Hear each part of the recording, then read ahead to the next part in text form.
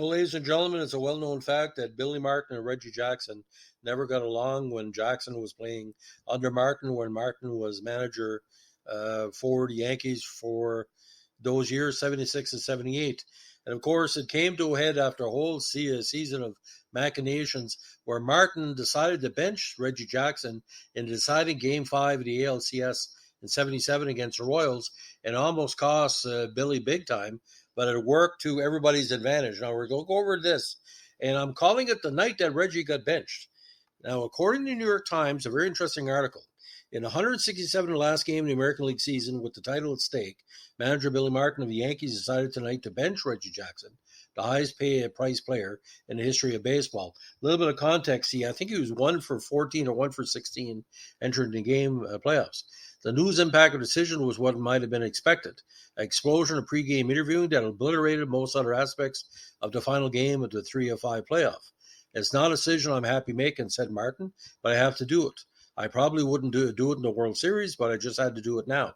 This is nothing you enjoy doing, but if I didn't do it for the ball club, I shouldn't be managing. Jackson, who was told a decision about 2 hours before game time, through an intermediary, his teammate Fran Healy, stayed in the clubhouse during most of batting practice. Then he came out to the field when he said, "Sure, I'm surprised. You got to be down. Your pride's got to be hurt. But if a man tells me I'm not playing, I don't play. I sit down and pull for the club. I'm not the boss. I'm the right fielder." Sometimes. Now, the dramatization of this can be seen in Bronx is Burning, can tell it better than me. Now, Paul Blair was put in Reggie's place because Jackson had played poorly in Game 4 and admitted having trouble on Kansas City's artificial turf. However, Martin called on Jackson to pinch hit in the pivotal 8th inning, and he blooped a single to center, driving in a second Yankee run in front of a Russian Willie Wilson. Made it 3-2, and of course, Yankees came back in the ninth to win it and eventually went to win the World Series. After the game, Martin praised Jackson without reservation. "He really showed me something, some kind of class. All I said to him early in the game, he was the biggest cheerleader on our bench, rooting for his teammates. A lot of other people would go off and sulk in a case like this, but he's just a terrific man." Now, this is old hat, but Jackson did play in every game in the World Series. Of course, Mr. October, not say was born, but was honed to a fine point. Now, did Martin consider using Jackson as a DH, getting Blair's defense and Jackson back? According to Martin, if Jackson was hitting, I put him DH. But he hasn't been swinging well in this guy, Paul Splittorff, a very good pitcher with the Royals, a left-hander, has always bothered him. Martin asked Catfish Hunter, who played with Jackson in Oakland, and others what Jackson experienced with Splittorff had been in the past, and confirmed that Jackson had seldom hit him. As a Yankee this year, Jackson had 2 hits, a homer, a double, and 15 at-bats against Splittorff. Against all pitchers in the first 4 games of the playoff, he had 1 single again in those 14 at-bats with a 0.71 average. Now, future Blue Jay Cliff Johnson was a DH, and Jackson was in the dugout, presumably available to pinch hit if a right-hander showed up on the mound. In the 8th inning, that's what happened.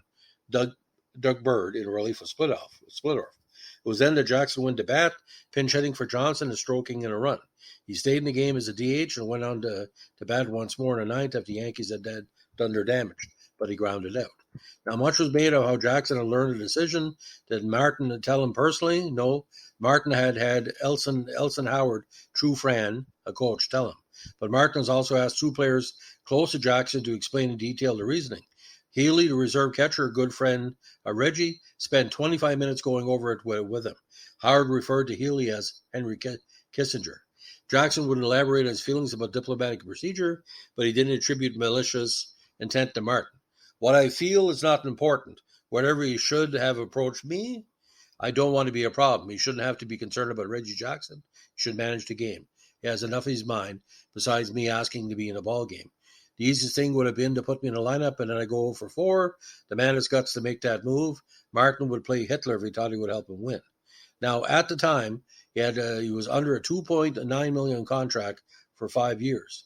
Now, in the last words came from Steinbrenner, I told him, "Billy, you're a manager. You have to do what you think is right to win. You do what you feel is right." I would never put him on the spot. That doesn't last long. Ladies and gentlemen, the magnitude of Reggie Jackson. Should Reggie have been benched in that game? No. Is Billy Martin an asshole? Yes. But egos against assholes, bad.